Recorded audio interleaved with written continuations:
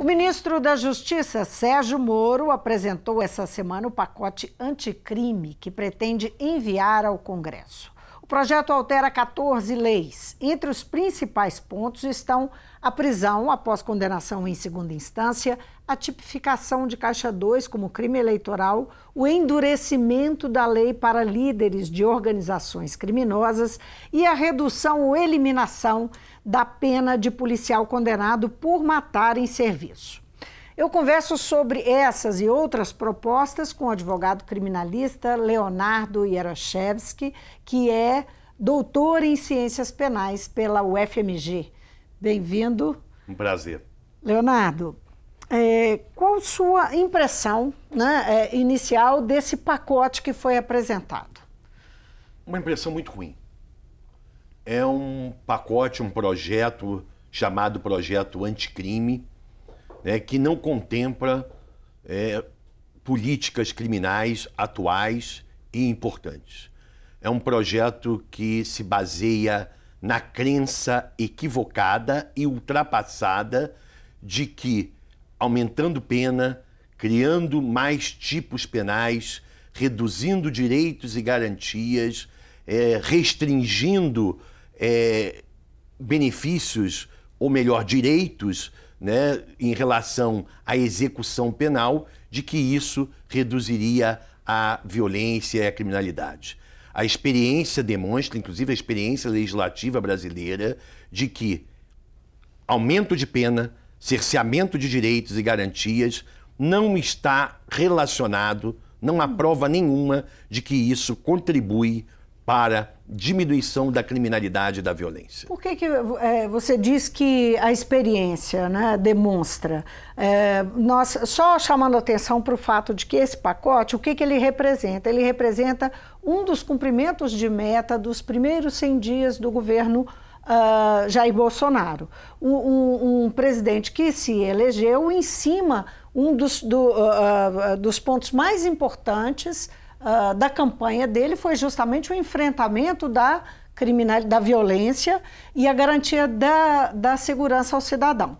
Então, por que a experiência demonstra alguma coisa que vai completamente ao contrário dessa proposta? É verdade, é uma proposta, eu diria, realmente de acordo com o que prometeu o atual presidente e o seu ministro da Justiça, mas é uma proposta populista, É uma proposta que fere princípios constitucionais que decorrem de uma garantia, que decorrem de uma história de evolução de direitos e garantias que estão previstos na Constituição de 1988, que foi chamada por Ulisses Guimarães de Constituição Cidadã.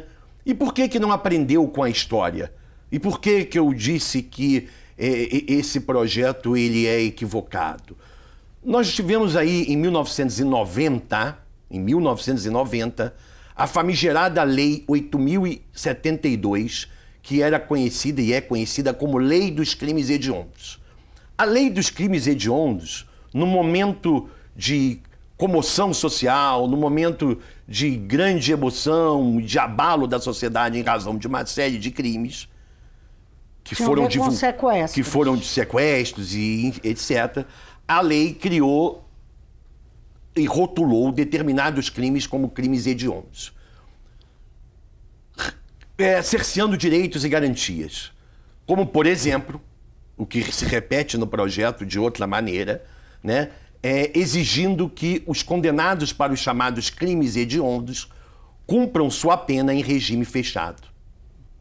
Posteriormente, o Supremo Tribunal Federal, nossa Corte Constitucional, declarou a inconstitucionalidade desse dispositivo, dizendo que isso fere o princípio da individualização da pena, o princípio da individualização, da proporcionalidade, da dignidade da pessoa humana. E o projeto Moro, em outra medida, ele acaba repetindo, por exemplo, isso.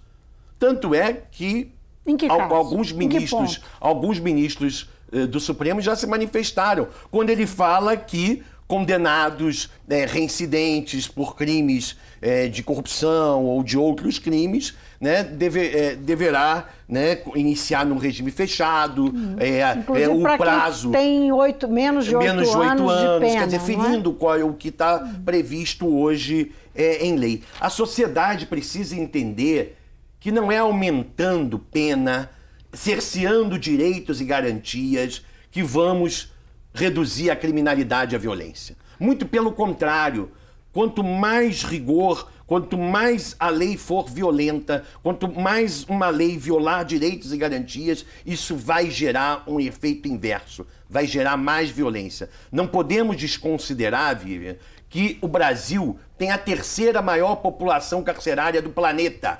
Repito, a terceira maior população carcerária do planeta. Essa é 750 mil presos. Essa é justamente uma questão que foi bastante abordada nas críticas, talvez uma das questões centrais, que o aprisionamento, ele é cada vez maior, não é? Esse encarceramento em massa. Exatamente. E que a proposta vai estimular o encarceramento. Vai estimular o encarceramento. Então, o Brasil dizia...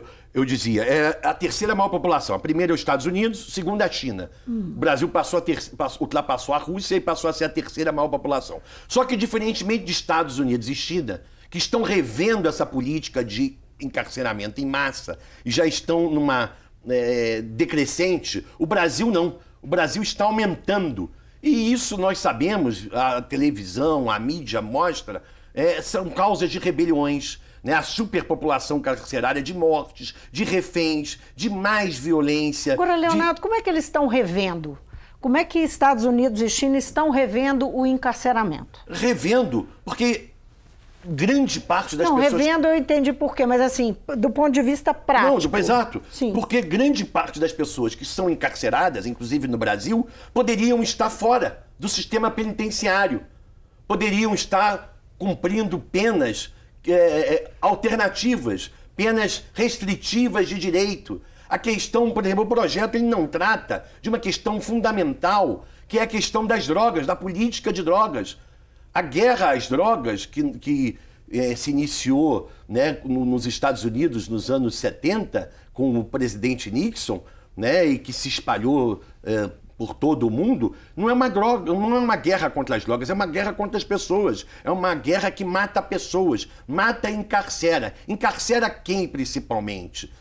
Negros, pobres, miseráveis, os mais vulneráveis da sociedade. É sempre, o sistema penal, é preciso que se diga, o sistema penal ele é seletivo, estigmatizante e aprisiona aquelas pessoas tidas como inimigos, eleitas inimigos pela sociedade. Antes da gente entrar, quer dizer que fica sempre a pergunta, e aí, como enfrentar essa questão? Mas essa pergunta nós vamos deixar mais para o final. Eu queria explorar um pouco os pontos que foram apresentados no pacote, porque você foi bastante enfático no início, quando eu perguntei de forma genérica, que é péssimo que o pacote...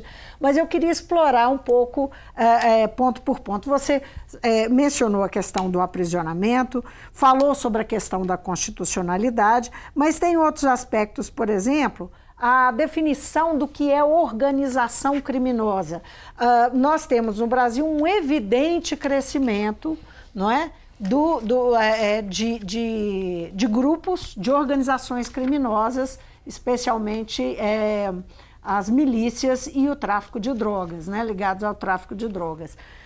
Como é que é a sua impressão? Que é um problema concreto, né, que atinge o país inteiro.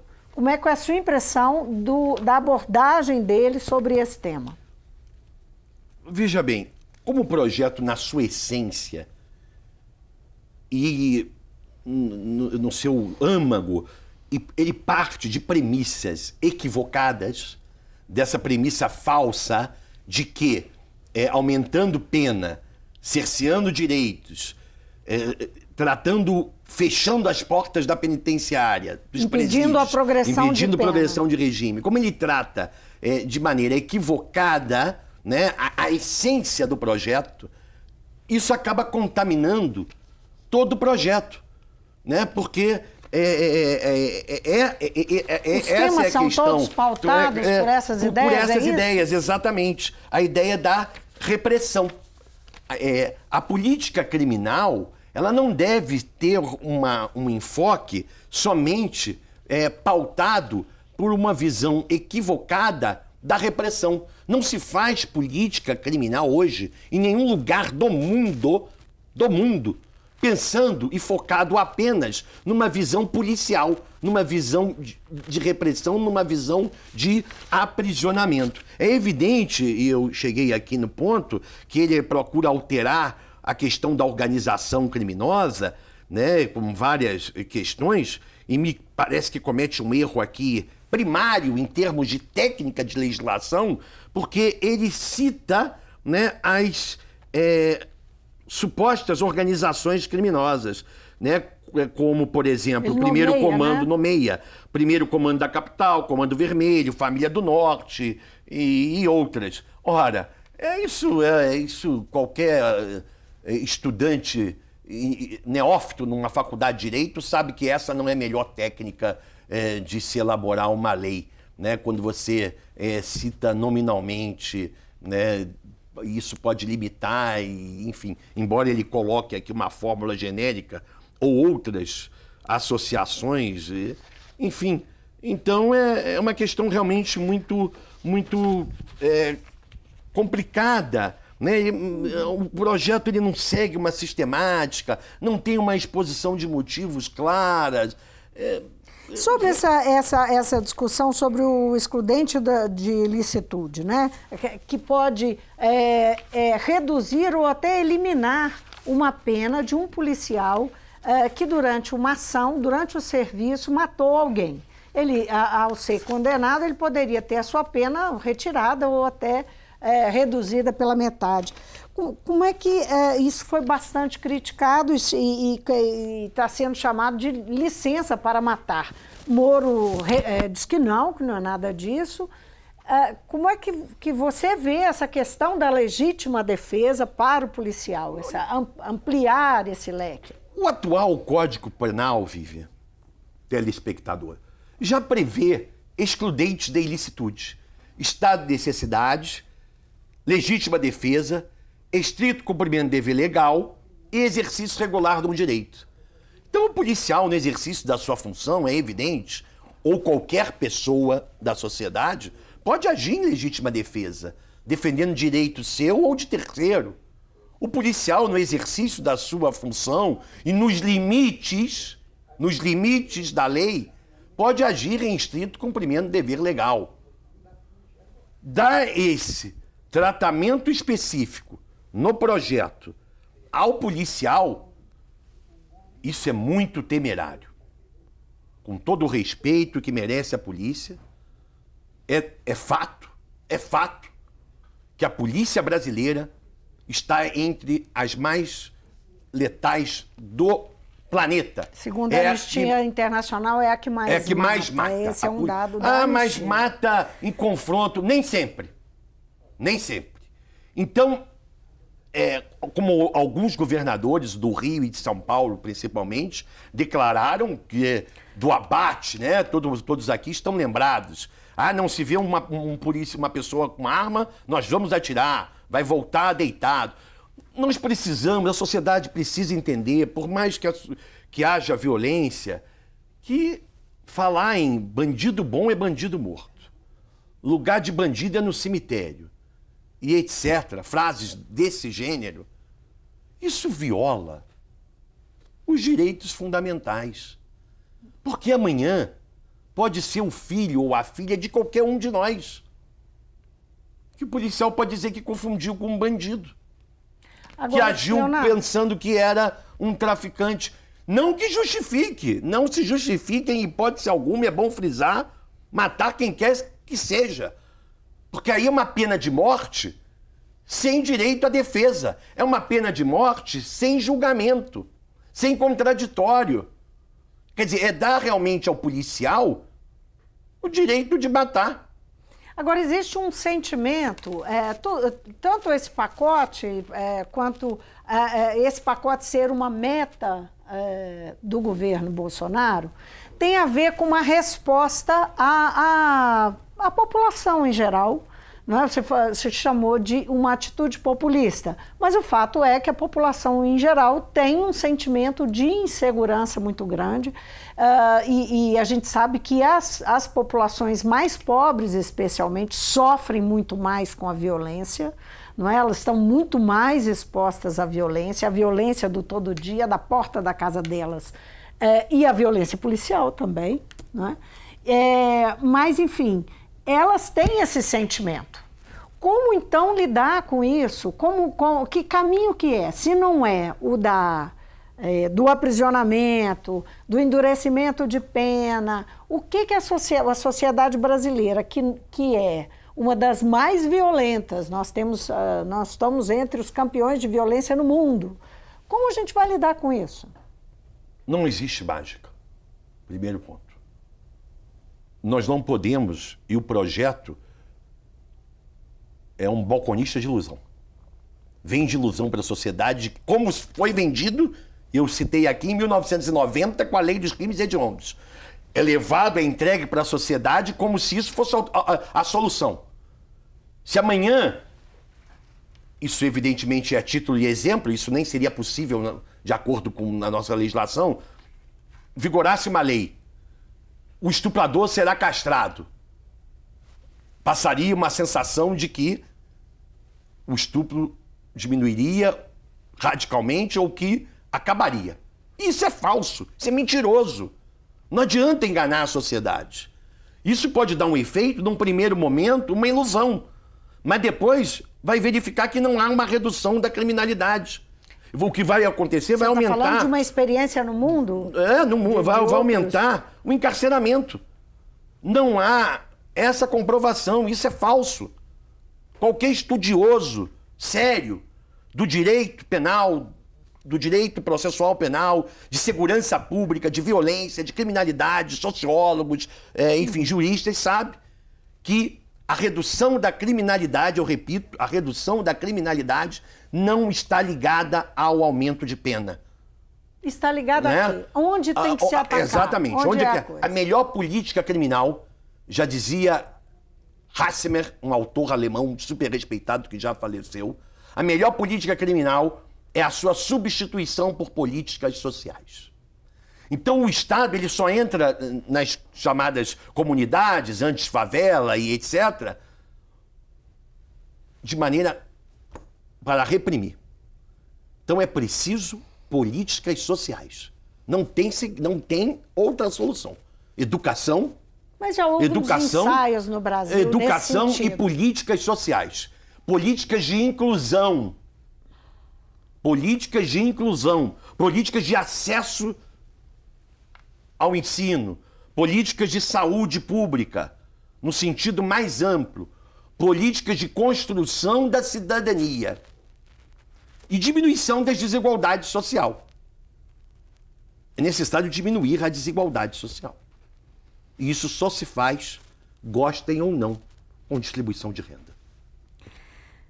Leonardo Isaac Yarashevsky, muitíssimo obrigada pela sua presença aqui no Mundo Político para emitir a sua opinião sobre esse pacote que o juiz Sérgio Moro, ministro da Justiça, o ex-juiz Sérgio Moro, ministro da Justiça, apresentou essa semana à sociedade, aos governadores e vai levar ao Congresso.